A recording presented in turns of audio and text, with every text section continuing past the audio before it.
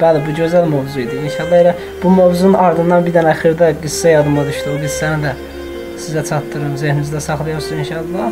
Deyir, Həzrəti Ayətullah Bəhaəddinin yaxın dostlarından bu əhvalatı nəql edir. Deyir, bəzi vaxtlar, axşamlar ki, şam namazı, xiftər namazından ağanın görüşünə gedib, namazda ona iqtida etmək şərəfinə nail olurdu. Deyir, bu şərəfdən olduqca mən inirdim, şad olurdum. Günlərin birində də axşam çağı qərara gəldim ki, cəmaat namazı qılmaq üçün Şeyxin Hüseyniyyəsinə gedim. Koçanın əvvəlində durub taksi gözləyirdim. Birdən yanımdan bir maşın üşütüyüb keçdi. Çalanın içinə yığılmış palçıqlı suyu əbama sıçratdı.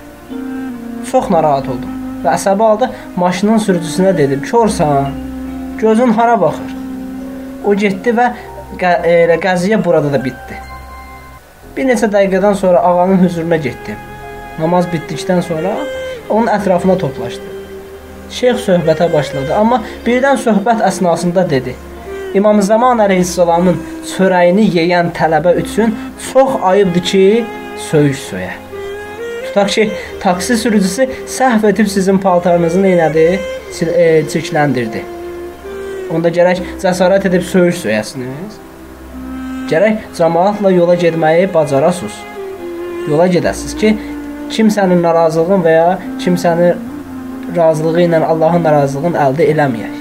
Allah-u Teala inşallah bizləri razı qaldığı bəndələrindən, şiyələrindən qərar versin. Vəssalamu aleykum və rəhmətullahi və bərəkatuhu.